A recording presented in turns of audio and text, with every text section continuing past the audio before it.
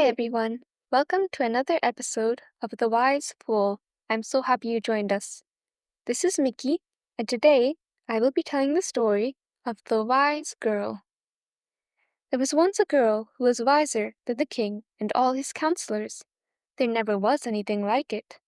Her father was so proud of her that he boasted about her cleverness at home and abroad. He could not keep his tongue still about it. One day he was boasting to one of his neighbors, and he said, "The girl is so clever that not even the king could ask her a question she couldn't answer, or read her a riddle she couldn't unravel." Now it so chanced the king was sitting at a window near by, and he overheard what the girl's father was saying. The next day he sent for the man to come before him. "I hear you have a daughter who is so clever that no one in the kingdom can equal her. And is that so?" asked the king. "Yes," the man said. It was no more than the truth. Too much could not be said of her wit and cleverness. That was well, and the king was glad to hear it. He had 30 eggs. They were fresh and good, but it would take a clever person to hatch chickens out of them. He then bade his chancellor get the eggs and give them to the man. "Take these home to your daughter," said the king, "and bid her hatch them out for me. If she succeeds, she shall have a bag of money for her pains. But if she fails, you shall be beaten as a vain boaster." The man was troubled when he heard this. Still, his daughter was so clever, he was almost sure she could hatch out the eggs. He carried them home to her and told her exactly what the king had said. It did not take the girl long to find out that the eggs had been boiled. When she told her father that, he made a great to-do. That was a pretty trick for the king to have played upon him. Now he would have to take a beating, and all the neighbors would hear about it. Would to heaven he had never had a daughter at all, if this was what came of it. The girl, however, told him to be of good cheer. "Go to bed and sleep quietly. I will think of some way out of the trouble. No harm shall come to you, even if I have to go to the palace myself and take the beating in your place." The next day the girl gave her father a bag of boiled beans, and told him to take them out to a certain place where the king rode by every day. "Wait until you see him coming," said she, "and then begin to sow the beans."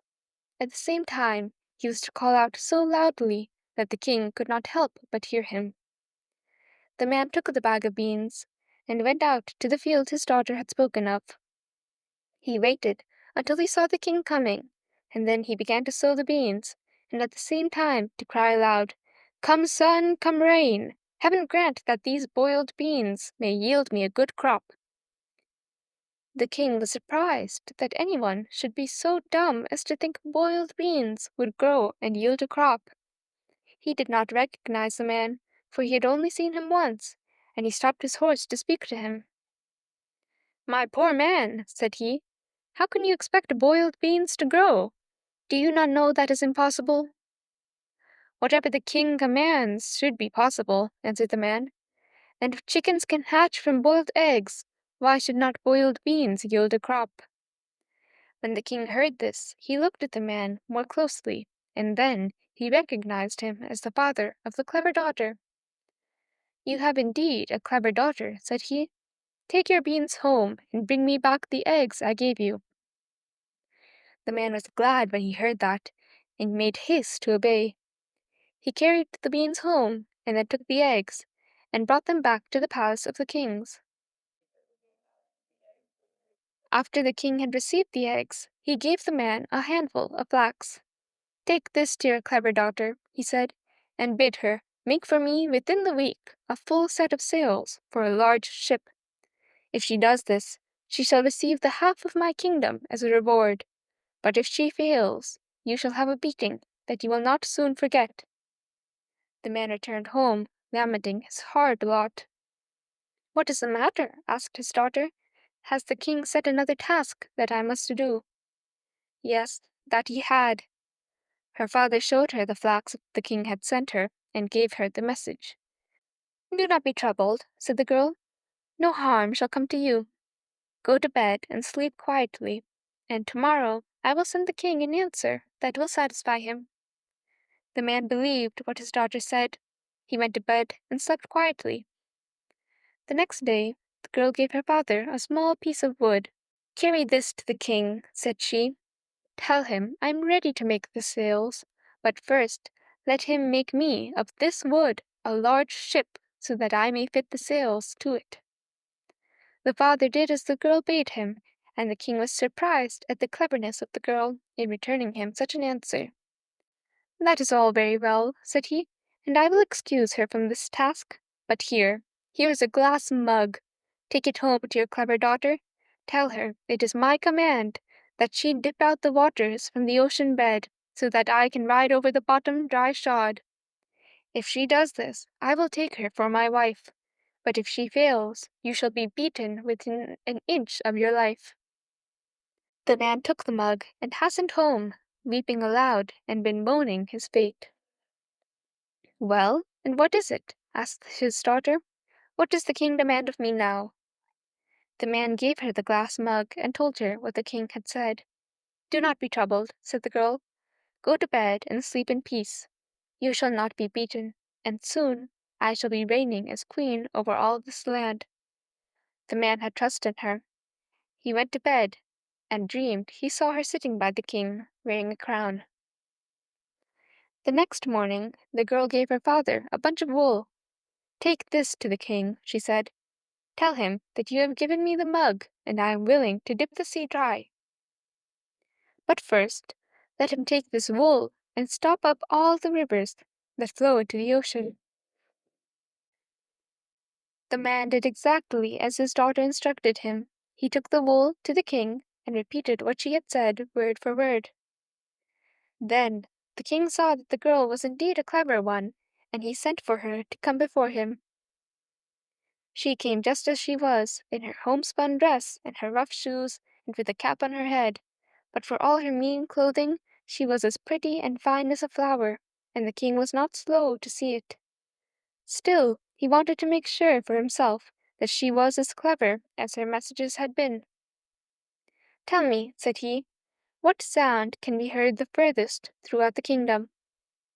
"The thunder that echoes through heaven and earth," answered the girl, "and your own royal commands that go from lip to lip."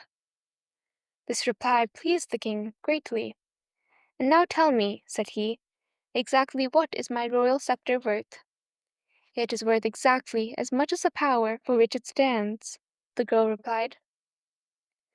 The king was so satisfied with the way the girl answered that he no longer hesitated. He was determined that she should be his queen, and that they should be married at once. The girl had something to say to this, however. "I am but a poor girl," said she, "and my ways are not your ways. It may well be that you will tire of me, or that you may be angry with me sometime, and send me back to my father's house to live. Promise that if this should happen, you will allow me to carry back with me from the castle the thing that has grown most precious to me." The king was willing to agree to this, but the girl was not satisfied until he had written down his promise and signed it with his own royal hand. Then she and the king were married with the greatest magnificence, and she came to live in the palace and reign over the land. Now while the girl was still only a peasant, she had been well content to dress in homespun, and live as a peasant should. But after she became queen, she would wear nothing but the most magnificent robes and jewels and ornaments, for that seemed to her only right and proper for a queen. But the king, who was of a very jealous nature, thought his wife did not care at all for him, but only for the fine things he could give her. One day the king and queen were to ride abroad together, and the queen spent so much time in dressing herself that the king was kept waiting, and he became very angry. When she appeared before him, he would not even look at her. "You care nothing for me, but only for the jewels and fine clothes you wear," he cried. "Take with you those that are most precious to you, as I promised you, and return to your father's house. I will no longer have a wife who cares only for my possessions and not at all for me." Very well, the girl was willing to go. "And I will be happier in my father's house than I was when I first met you," said she. Nevertheless, she begged that she might spend one more night in the palace, and that she and the king might sup together once more before she returned home. To this the king agreed, for he still loved her, even though he was so angry with her. So he and his wife supped together that evening, and just at the last the queen took a golden cup and filled it with wine. Then, when the king was not looking, she put a sleeping potion in the cup and gave it to him to drink. He took it and drank to the very last drop, suspecting nothing, but soon after he sank down among the cushions in a deep sleep. Then the queen ordered him to be carried to her father's house and laid in the bed there. When the king awoke the next morning, he was very much surprised to find himself in the peasant's cottage. He raised himself upon his elbow to look about him, and at once the girl came to the bedside, and she was once again dressed in the coarse and common clothes she had worn before she was married. "What is the meaning of this?" asked the king. "How did I get here?" "My dear husband," said the girl, "your promise was that if you ever sent me back to my father's house, I might carry with me the thing that had become most precious to me in the castle. You are that most precious thing, and I care for nothing else unless it makes me pleasing in your sight." Then the king could no longer feel jealous or angry. He clasped her in his arms, and they kissed each other tenderly. That day they returned to the palace, and from then on the king and his peasant queen lived together in the greatest love and happiness.